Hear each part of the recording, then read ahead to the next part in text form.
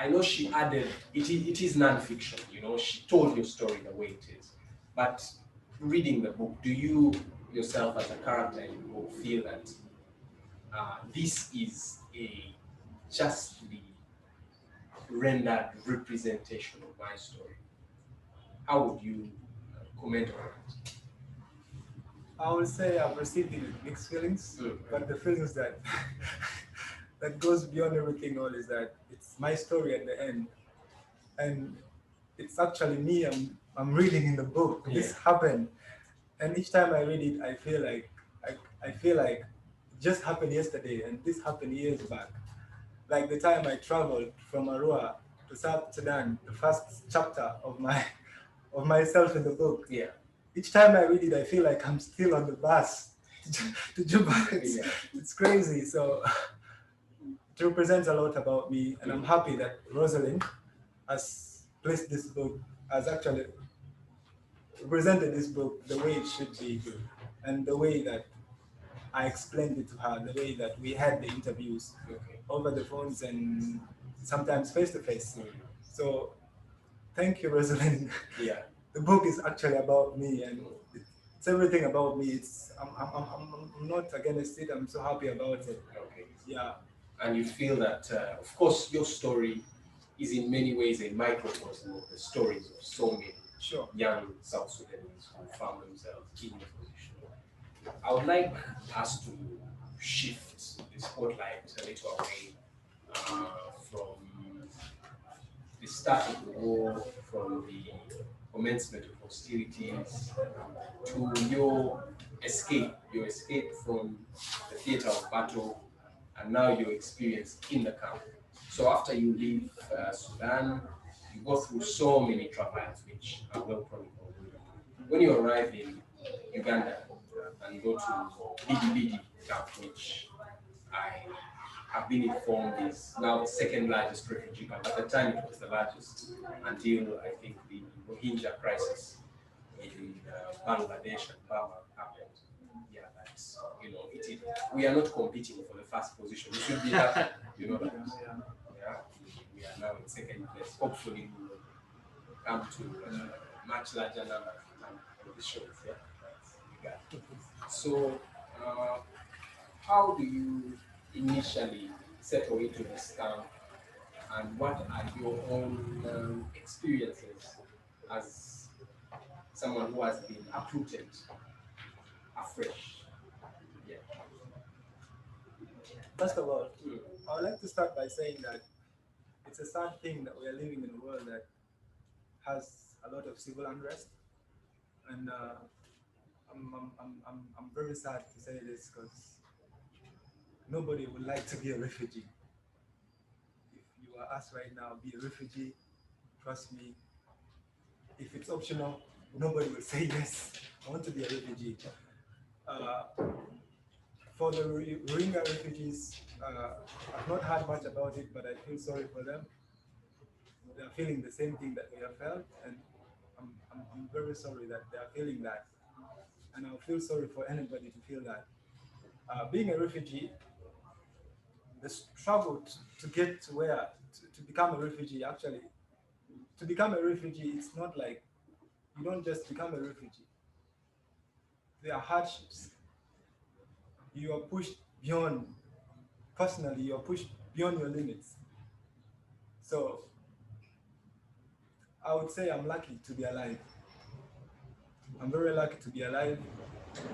And I'm so grateful every morning I wake up, I thank God for it. Not so many people have survived. And I'm lucky I'm living this life. I'm lucky to be a refugee if that's what I have now. Because between death and being a refugee, I would say it's better to be a refugee than to be no more. So in the process, if you read the book, you find that we had to take some extreme decisions to actually survive, to make it to Bidi-Bidi, to make it to the refugee settlement. So my experiences are well documented in the book. And on my personal level, I would say, as a human being, if if your only option is to survive, then you're always going to try and survive for as long as you can, and until it's over, you are not going to give up. So personally, the hardships were there, right? But I'm alive. I've struggled, like the other refugees in Bidi-Bidi. I've struggled to survive, like them. We have all struggled to survive, and we are right now refugees in Uganda. We escaped the horror in South Sudan and came to Uganda. So I would say my experiences are like that. Okay. Wow, those are very chilling words, especially coming from someone who hasn't quite put the experience behind them yet. You know, it is still your identity. You're still a refugee. You're still away from home. You're striving to make a life for yourself in, for all intents and purposes, a foreign land. You know, there's only so much that a host nation can do for you. You know? And even when all the material provisions have been availed, there's still that spiritual aspect of feeling that you have been detached from your home. And as an individual, as a Ugandan, I can only say that I just hope for the best. You know, as a human being who has not experienced this experience in my own life, or this series of events in my own life, I can only hope that your own situation will get better. So at this point, I want to bring in David Tshimba from the Refugee Law Project. David, would you kindly introduce yourself briefly to our audience first, and then also tell us a little about the Refugee Law Project and the work that you do? Thank you so very much. It's a real honor to be beside Daniel, living testimony, and in many ways an embodiment of the book we are launching, but also speaking directly to an audience that unfortunately does not get this kind of conversation while hosting the largest number of refugees on the continent. I'm David Tshimba. I am coming from the Refugee Law Project, where I'm a senior research fellow, having just completed my studies across Makerere. That's where I finished my PhD in political history, and I worked on the borderland of Rwenzori. Uh, I am part of this outreach, which is a Refugee Law Project, is a community outreach of Makerere University School of Law. We just celebrated our 20 years of existence 2 years back, so I think we are now we are in full adulthood. As established in 1999 as essentially a legal aid provider to forced migrants and IDPs at that point. It has grown to becoming a center, as we want to believe, a center for justice and forced migrants, where everyone's human rights are guaranteed and people's lives are lived with dignities, regardless of their legal status. And that is really the raison d'etre for our organization. So we have two legs. I mean, being Makerere, of course, we have one big leg in the academy and hence research, knowledge production, and evidence for policy advocacy. That is one leg of our organization. But another leg is really service provision and a humanitarian leg in terms of the hands-on, the delivery, and in that way we also have programmatic interventions. Now we are priding in the 5 programmatic interventions we have so far built.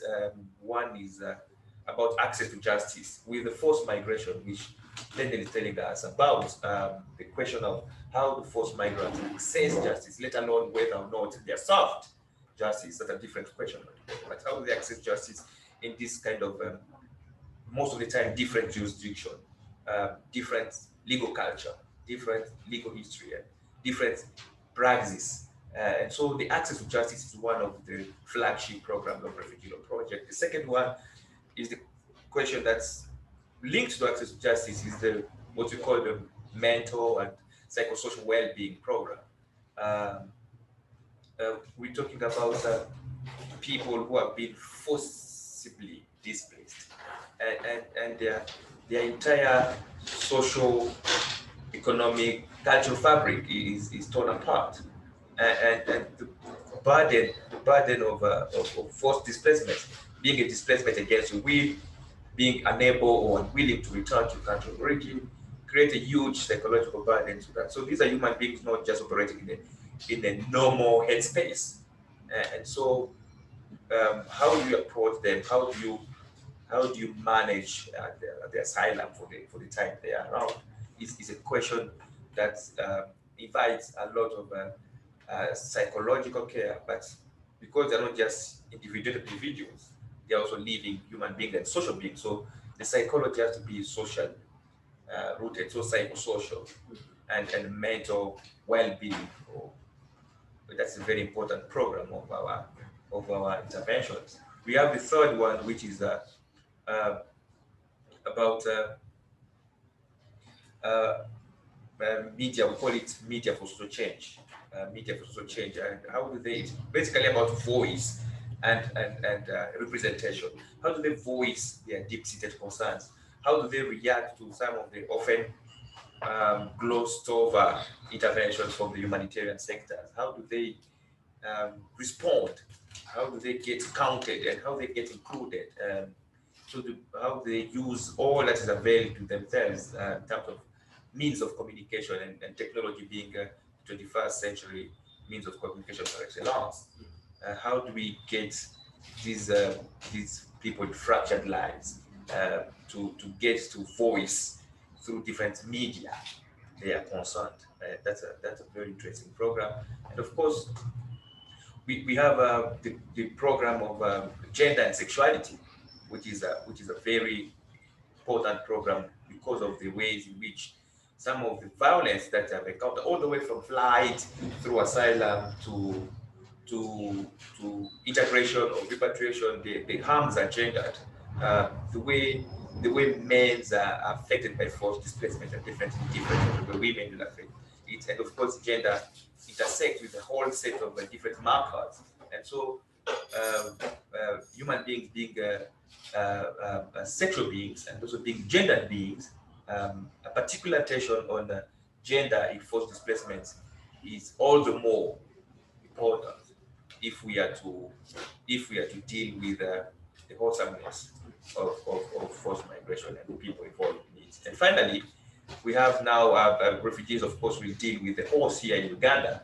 So there's a whole dimension to their asylum, which comes with the host communities and the relationship, given that the policy I'll talk about is probably in a short time, the policy of a country privileging a settlement instead of camp, and the meanings and implications for that kind of choice forces us to always couple the concern for refugee with those who are hosting them, and so refugee host community. And there's a whole range of issues that comes in terms of the relationship and the conflict that can translate on the different plates, and so the program on governance, transitional justice, and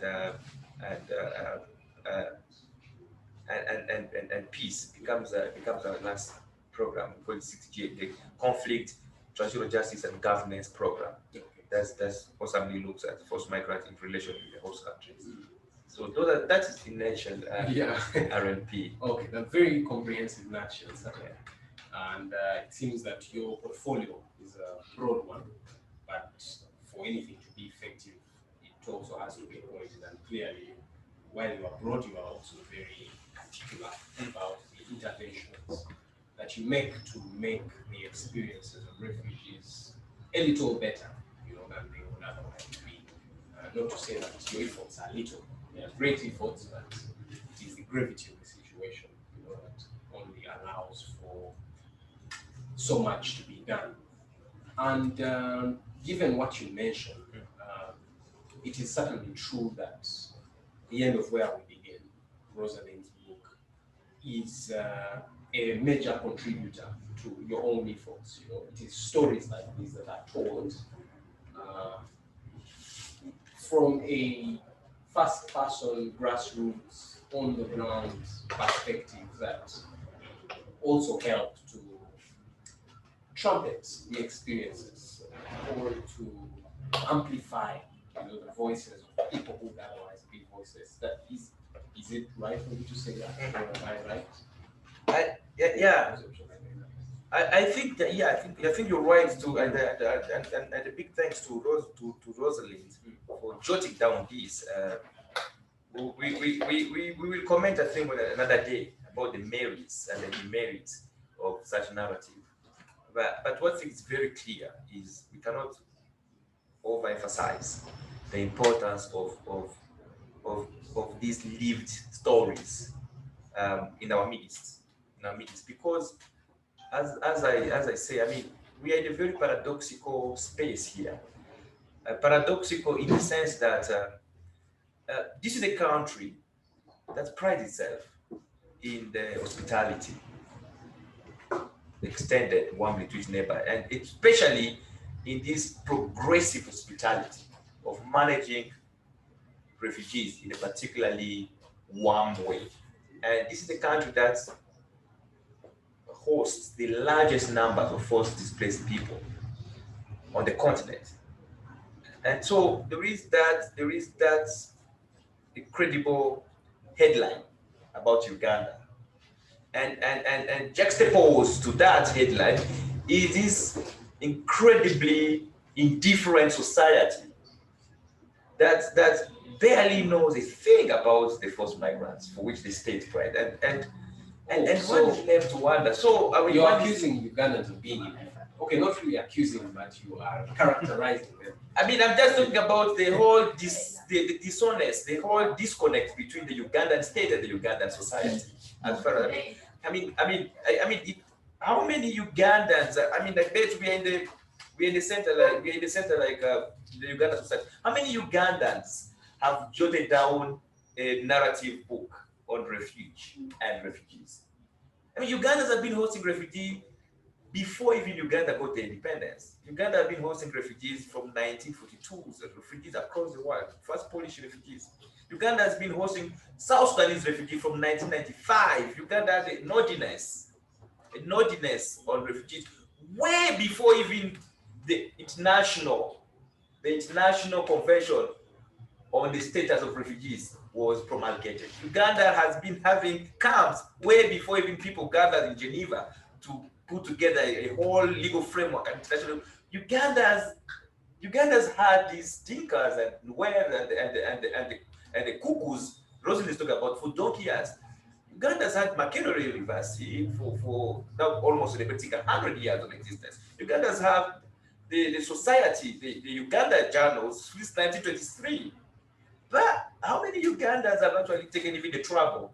So it's a handful. I mean, you even come across in any bookstore, Ugandans were just like, Ugandans, even from Arua, let me even pick on, even from Yumbe, where they have the second largest camp in the world, the second largest camp in the world, we have gotten social scientists. We have gotten all sorts of humanities and arts. We have gotten musicians. How many songs have you come across on air about Ugandan refugees and other things? I mean, there's an incredible indifference or just an ignorance that percolates our society about this. And I think Rose, that's my point here, that Rose is unfortunately on our behalf, Rose is elevating a conversation that is our own to an international pedestal. Again, this is again another reappropriation of things which we're supposed to have done. So not to accuse you of anything, Roselin, but good job. Can I say something it's a challenge. Yes, Roselin, you want to say something? No, I hear David's message, and I just couldn't agree more. And you know, I'm not the best person to write this book, frankly. And these books should be written, and you know, this issue of appropriating their stories, I'm very conscious of, and I struggled with.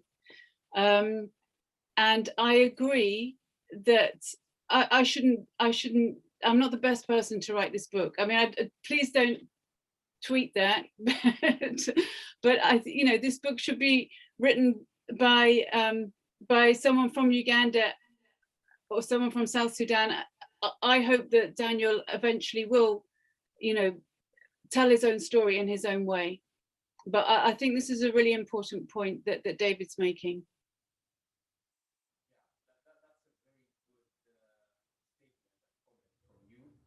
It is also note that in our studio audience here, we have some students, some young people who are here to witness proceedings, and I'm sure it is challenges like this that sort of compel or inspire the next generation to pick up the mantle. But in defense of Ugandans, because I am a Ugandan myself and I like to fancy myself a kind of social commentator, I perhaps would say in response to David that maybe we have embraced these people so much that we no longer categorize them as foreigners. You know, we no longer feel that they are a special category that has to be written about. And when we feature them in our literature and our social commentary, we write about them as ordinary people that we meet every day, people in the marketplace that we buy goods from, or people that we take in our taxis, people that we do transactions with normally, that we sell property to or buy property from, things like that. We do not feel that it is necessary to isolate them as a category and say, now we are writing specifically about this. That may be devil's advocacy. I'd like to hear what you would say, and then Daniel will share his experience with that. Great. I mean, in many ways, there are many layers to that. And I think that advocacy of yours is a part of the complex story. It is true. It is true that to some level, to some extent, at some particular level, we have integration that has taken a hold.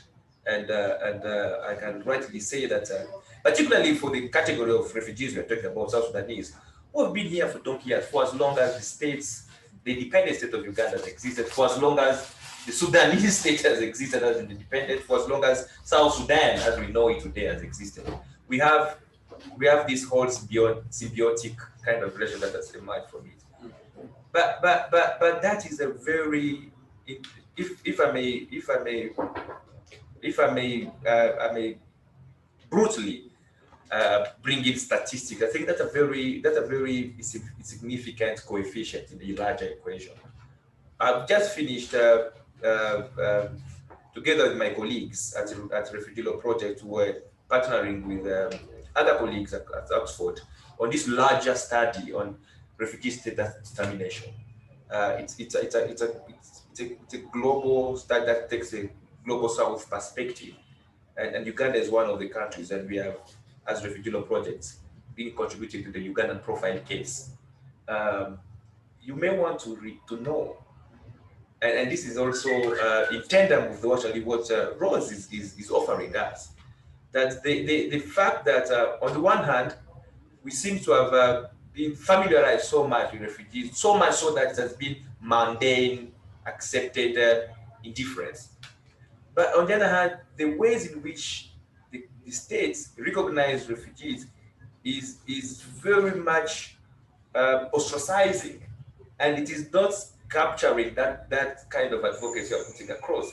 We have, all the way from the refugee desk through the OPM to the final settlement where they go, we have perceptions that are deep-seated into these hosts, whether at state level or at just a command at the district level and at as lower community level. I mean, there's some perspective that's up to date. They just say that, you know, if they come from Juba and the refugees have money, South Sudanese, they have money, so fleece the heck out of them as you can. They have just come from any bank, they're from the bank, it's a Noel economy, they're the Saudis within our reach. And a lot of fleece, for heaven's sake. Don't you see the cars? You see few number plate of the government. Can't you see? The South Sudanese, they're flashy, they have pounds, some of their pounds is actually close to the British pound, you even confuse their pound with British pounds. So fleece the heck out of them. That is the perception South Sudanese are. These are men. Don't you see their ties? Don't you see how we have the perception that they're Congolese? This must be lying. Congolese, they are lying. They just want to go to Europe and to US. These are lying. These are guys who just are lying. They are pathological liars. So don't even take the story. They are from Rwanda. Rwanda, these are spies. These are just spies. They're just don't overtake these countries. Don't take the story that they're spies. These are from Kenya. No, they just want our farm. These are shrewd business guys who are just flying from hunger.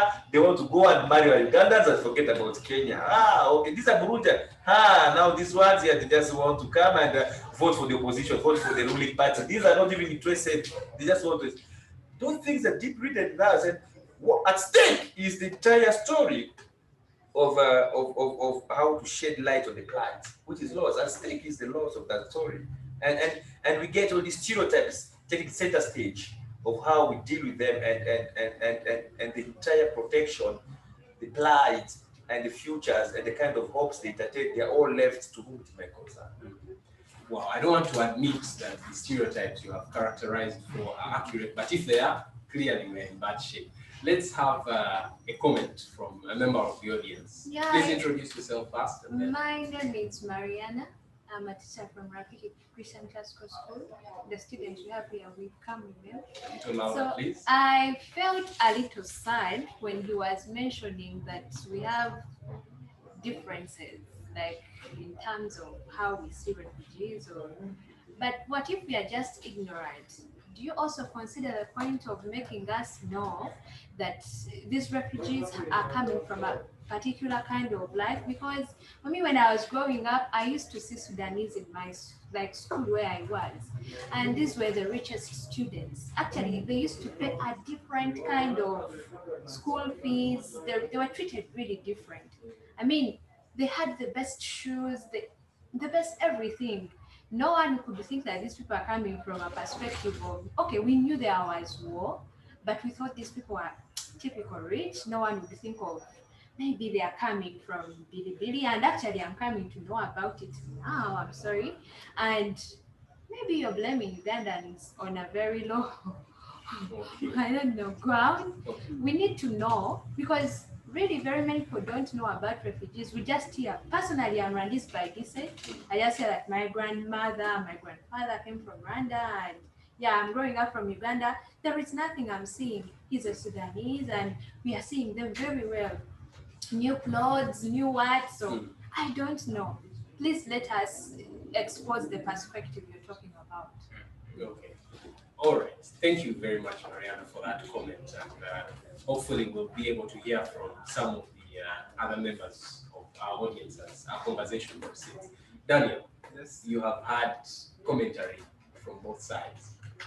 What has been your experience? I would like to start from the point of the way refugees take South Sudanese refugees, the way Ugandans take South Sudanese refugees, the relationship between the Ugandans and refugees from South Sudan. Yeah. It's true that Uganda has hosted refugees from South Sudan for a very long time now, since the liberation struggle, if I should say. So, and if you also look at the northern part of Uganda, the border between Uganda and South Sudan, some of the tribes that are in South Sudan, are in Uganda. So there's this relationship of being brothers.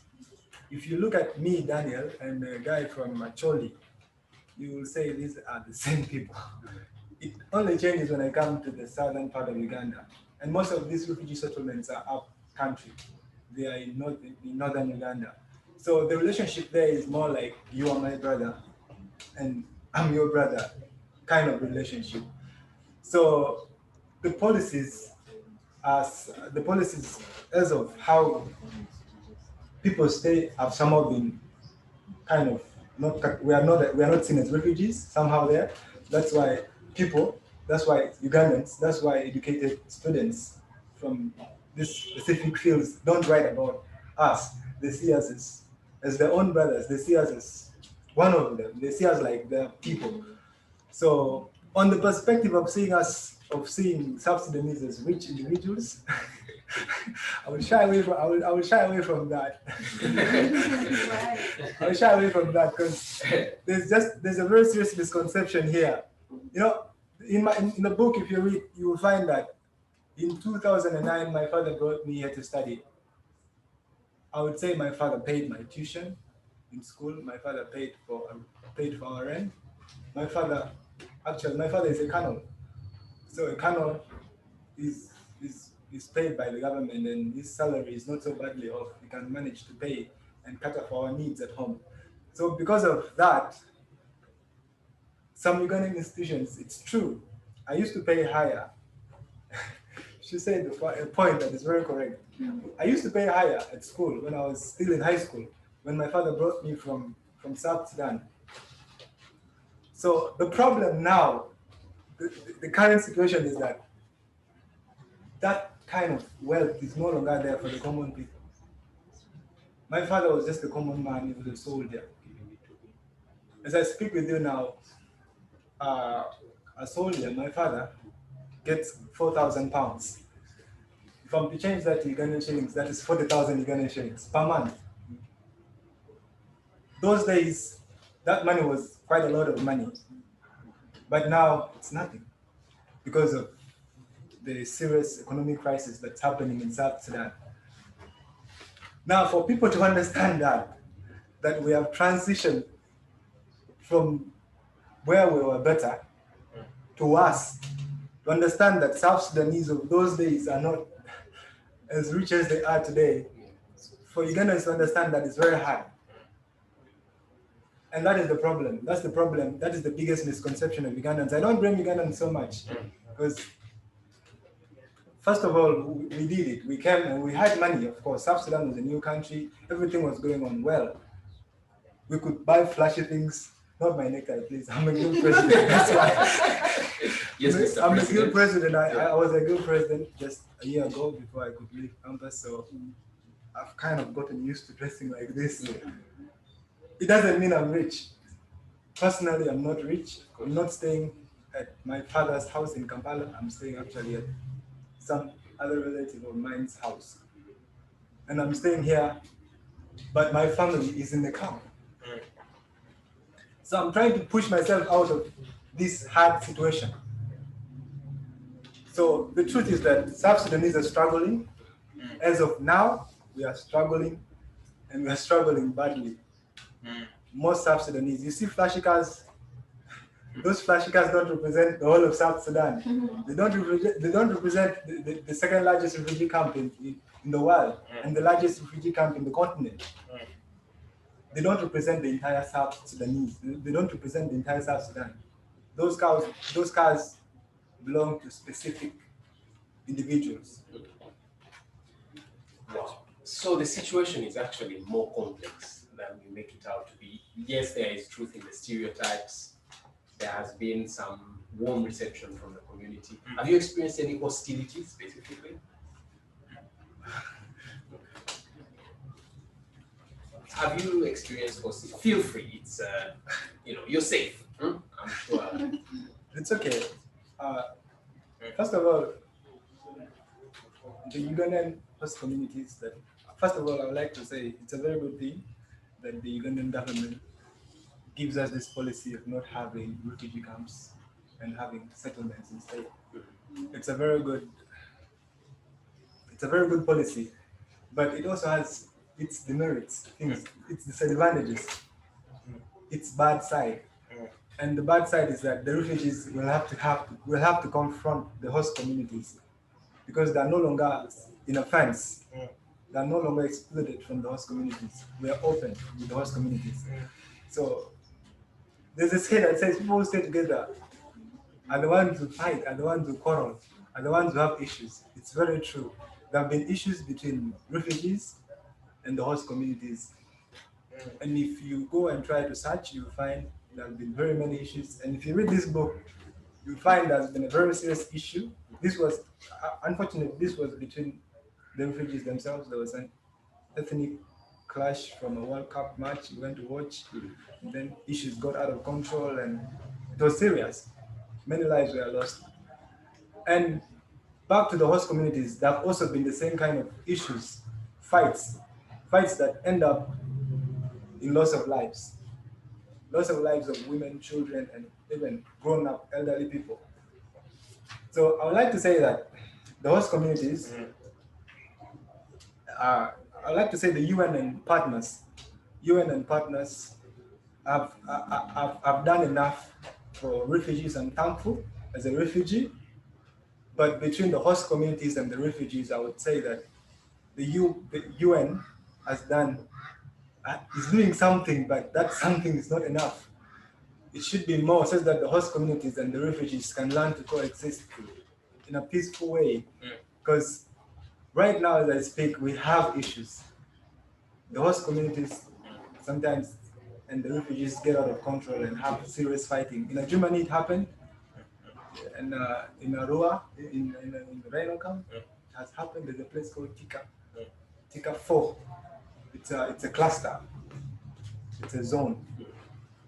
So there's been clashes between the host communities and the refugees, and sad enough, I would say mostly the refugees are the ones who happen to pay the price for that, because you're not at home, and a refugee is someone who's not a fighter. First of all, that's why they flee South Sudan.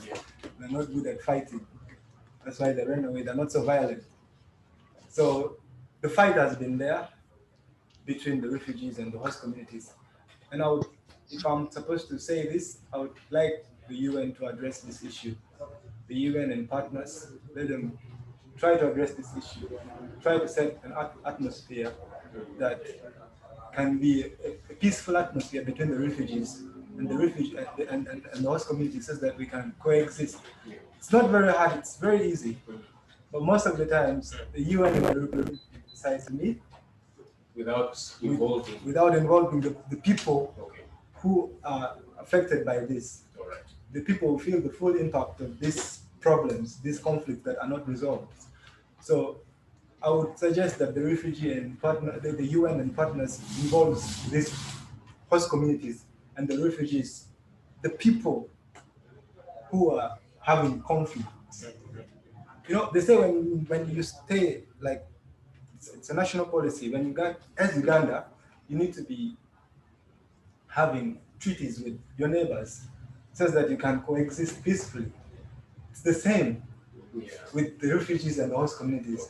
There has to be some alliance. There has to be some understanding between the leaders, because if you go to these clusters, these small clusters, that is, a cluster is the smallest, smallest unit of the refugee, of the whole refugee settlement. So the clusters, the small clusters, should be able to have an alliance with their nearest host community. And that is what we should focus more on than just calling the UN representatives and the refugee representatives and the host community representatives and just discussing up there, not involving them. All right. So we need to involve the people at the grassroots. Yes, and those are the people who have issues. Okay. Those are the ones who feel the burden of these conflicts. Those are the ones who lose lives. Those are the ones who are shifted, because most of the times if these fights happen, those refugees are shifted from that area to another area. All right. Yeah. Okay. Thank you, Daniel. I think you concretize the issue more. And like David was saying, there is complexity. It's a sophisticated issue. It's not very simple. It's not superficial, right? Yeah, and of course, if I may add, it's not also cast in white and black. It's not white and black. Most of the time, it is gray. I mean, the whole issue of heterogeneity. I think Daniel, I agree with him entirely that first of all, we need to appreciate the fact that there is an heterogeneity we are facing here. It is not an homogeneous lot. It's English gives us this phrase like South Sudanese refugees. It's a very easy phrase, and you say they are this. It's not that descriptively simple. They are not just South Sudanese, they're very differentiated people there. So we have to look at the people in Bidi-Bidi have been recognized here on a prima facie refugee status determination. Prima facie is the group determination. As of now, Uganda gives prima facie to South Sudanese, meaning that most of the South Sudanese have been recognized as a group. They do not go through an individual recognition process, and they're hence settlement-based refugees. They are in Bidi-Bidi, they are in Palabek, they are in Jumani, Yumbewan, Rhino, Arua, and so on. So they're the vast. Yumbe itself has gotten 250,000 people. And so these are people who are yesterday potato growers in their former villages and so on and so on. They have even never owned a bicycle, let alone a motorcycle.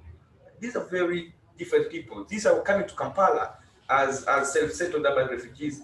It's a very small percentage, and it has very different. Some are former colonels, some are former, universities, vice chancellors, and so on and so forth. So it's very differentiated, and we cannot just have a swiping statement like that. And of course, for Uganda, it becomes very complex to say. So how do you know? You need to understand that our very policy and how we deal with the refugees is different, and hence we need to come up to speed, because society is not catching up with the state in as far as understanding this problem is concerned. Now, I want to conclude with the point of the flip side of this otherwise progressive policy we have.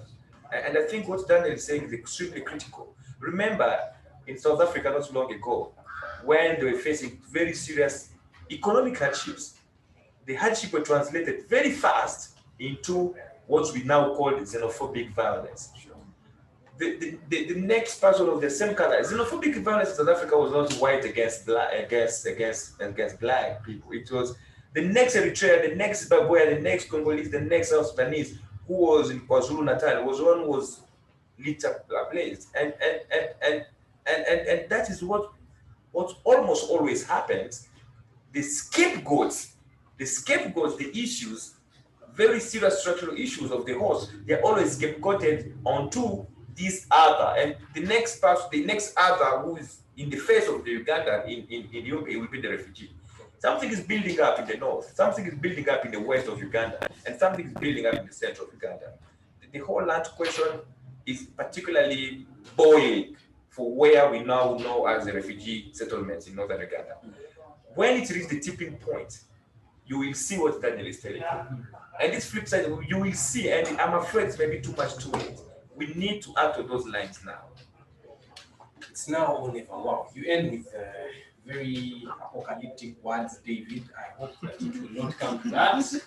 And we know Ugandans are very optimistic people, and we have the capacity to make a U-turn and improve the situation of the people we are hosting, as well as our own situation as host communities.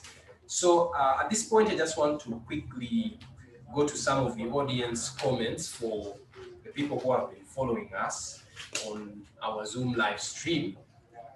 This comment is from Mr. Jacob Charimpa Muine. He says, and this is to Rosalind, congratulations, Rosalind, upon the book.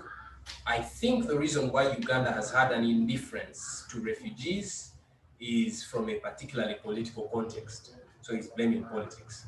While the refugees from Rwanda are written or sung about, that's what he says, the refugees from South Sudan are not. Why do you think reality presents itself that way? The answer is political. If I can be given an opportunity, I can explain. Jacob, please explain further in a comment if you can. Hopefully we'll have time for that. And Tanya, who is another person on our online audience, responds to Jacob's comment and says, very interesting, Jacob. When histories are ignored and narratives are not told, indifference occurs. I think she brings in Daniel's comment about the limitation in information being disseminated in the community and therefore ignorance abounding. Tanya continues and says, Rosalind's book has put in the written word important stories. I look forward to reading it. Thank you, Tanya. And I hope that many more of those that have been following us will be inspired or encouraged to get themselves a copy of Rosalind's book so that you can share it with other people in your life and in the development community, other Ugandans who may not, for one reason or the other, have knowledge of the experiences of refugees. It could be a teacher who wants to get copies for your students so that the next generation of young Ugandans can get an idea, just like the school, which school is it? If I could remember. Christian Classical School. Yes, Christian Classical School yes, that has brought its students here. So initiatives like that are very good. And I hope that we can continue the conversation even after this live stream. Copies of the book, of course, are available at the African Studies bookstore here at the Uganda Museum. You could also order copies of the book online on Amazon and in other marketplaces in the cyberspace. So please get copies of this book for yourself and for others. Yes. At how much, I am sure that our publishers will be informing us in just a bit. So at this point, I just want to conclude by asking Roselin, yes, one final question. Roselin, so far in your interaction with readers and with other people who have interfaced with the book, do you feel that this book has achieved its intended purpose? Yes. So far, obviously, I'd like more people to read the book. But I mean, I can really speak to the response I've had from readers in the UK and in Canada and the States, is that a lot of readers are very open to hearing about this war, but interestingly, so many of them hadn't heard about it.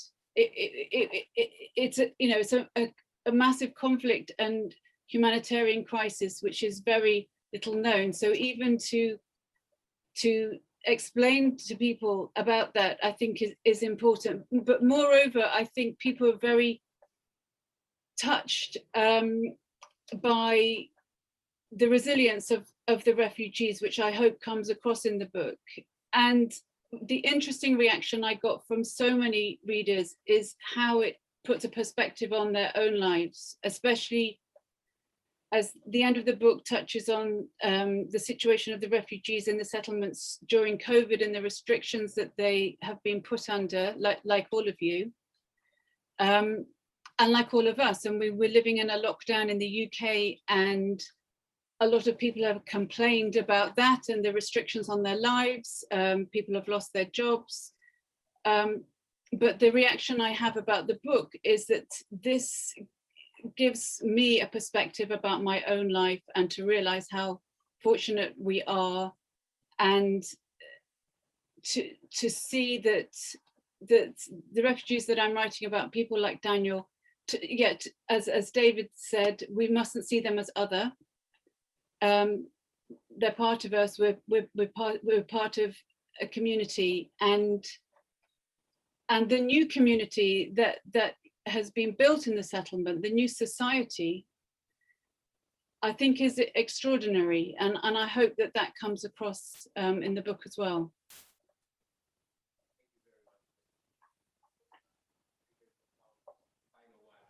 I just want to have a final word from David and Daniel, just in under 30 seconds. What would be your final 2 cents on this particular subject? Well, Mike, I will say that, of course, the book starts by telling us that Roselin is struck by a sudden and dramatic exodus of this human influx across the Ugandan border. It's often described like that, but the history that underpins this sudden and dramatic exodus is always boiling under our nose, and we just come to that. And I think Roselin's book is an invitation to start just stopping from seeing it as sudden and dramatic, and a little more than that. Thank you very much. Daniel. First of all, I would like to say once again, thank you, Russell, for this book. You know, when you read about yourself, it's a different feeling. It touches you back down to the memory lane, and you remember everything more clearly. You remember every bit of every moment that happened. So please, I would like to thank you so much for this strength that you've given me, Rose. This book inspires me a lot. It reminds me so much of who I am and where I came from. And each time I read a chapter, I and close it, I feel so energized. I feel like at this point that I am right now in life, I can't do anything. I feel like there is nothing so bad than what has happened to me. And I feel like life is not over until it's over. So, Rose, thank you so much. You have inspired me. And I know you don't know how much this means to me, but you have inspired me so much. And I don't know how I should be grateful to you. I don't know what I should say to you, but I'm so grateful. So grateful for writing this book. I'm so grateful to you. There's something I would like to add at the end. It's actually not about the book, but it's something that if there's a way that somebody could address it, could get to hear it and address it, I'll be very glad. And it's about the refugees in Uganda.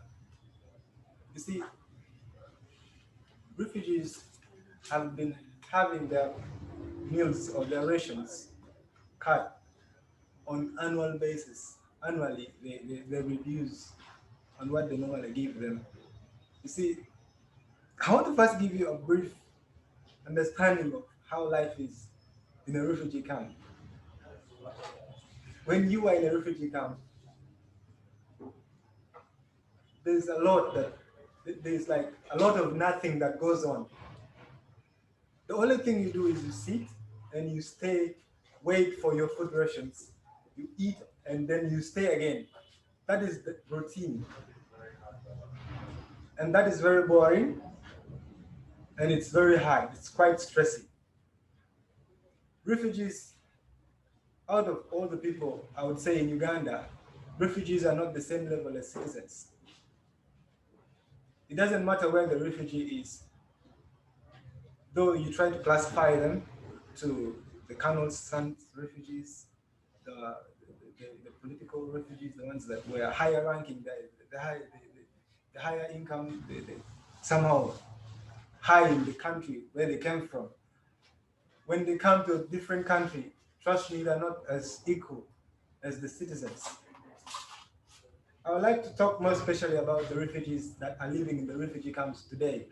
These people are very poor. They're too poor, they're very poor. They depend on 6 kilograms per month. That is what they eat, 6 kilograms of maize. That is per one person. And there are some other schemes, there are some other policies that the UN has engaged in with the refugees to be paying them money instead of food, because if the food is too small, somebody would want to get money instead. Because there's some few South Sudanese or some refugees that have connections with the host communities and they have managed to acquire lands from the host communities to dig and make their own food. They prefer to get money instead. So an individual refugee is given 19,000 per month. That's what they survive on. 19,000 per person. I don't think it will make sense if you call that person rich. It's about $3. 19,000 is about $5. $5, that is for a month. And I think the universal standard for poverty line is around $3 per day. So you can just imagine, this is below poverty line. That is the life that the refugees are living. So please, if there's anyone who can hear this, refugees are not that happy. And trust me, when there's hunger, when there are a lot of problems, this is just the problem of hunger. And I'm leaving out the other factors constant, the other problems of life, the other personal problems they might have, the other stresses that they might have, the other problems, I'm leaving them constant. If you combine all these problems, that's why you see some refugees are violent. It's not because they want to be violent. It's because the hardships are pushing them beyond. their brains could take, beyond the level that their brains can take them. Life has become so hard that they don't know what to do anymore. They resort to violence.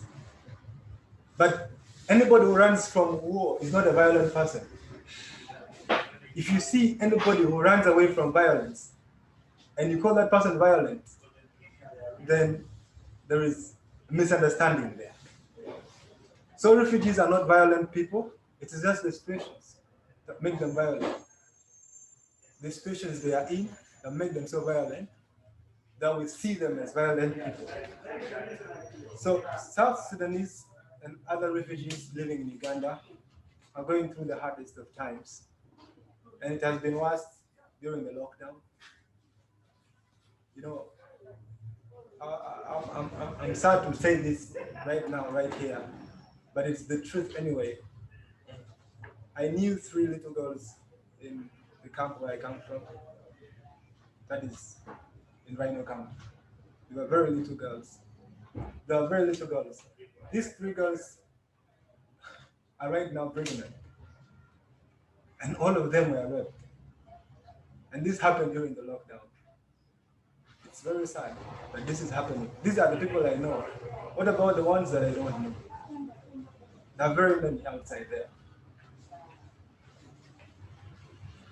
Going back to school, the refugees don't even know when I'm going to go back to school.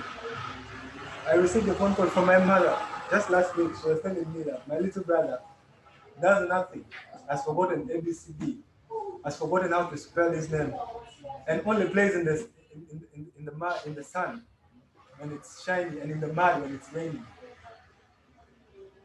My brother is not the only child in the camp. There are very many children, and I'm sure they undergo the same situation. This is the next generation of South Sudanese and the citizens of the world. If nothing is done to them, like if they're not empowered now, then it will have a very big effect in the future. The pandemic has proven to us that we are so connected. The world is one place where we are also connected, somehow connected. So I feel like there's a gap that we need to address. And each time we address this gap, we forget about refugees. And I would like anybody who will get this information to please think of this issue. And if there's a way that it can be addressed, then let it be addressed as soon as possible. People are talking about vaccines. I don't know whether vaccines will ever reach refugees. So there's so many problems.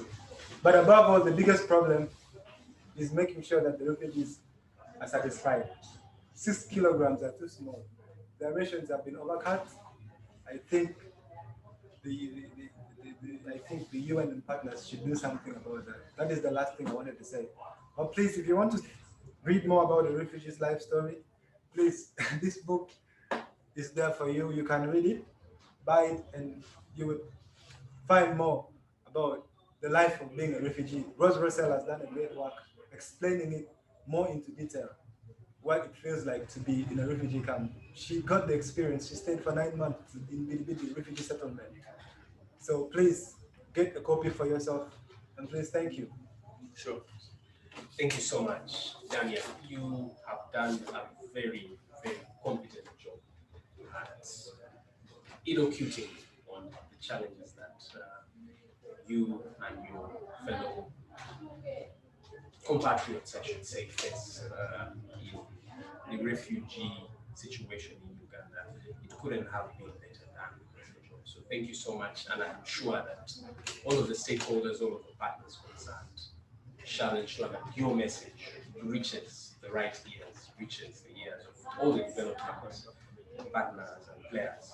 So you yourself, remember, as an individual, can play a part in alleviating the plight of these refugees by getting yourself a copy of Roselin's book, The End of Where We Begin, at only 50,000 Uganda shillings, which comes to about $12 or so.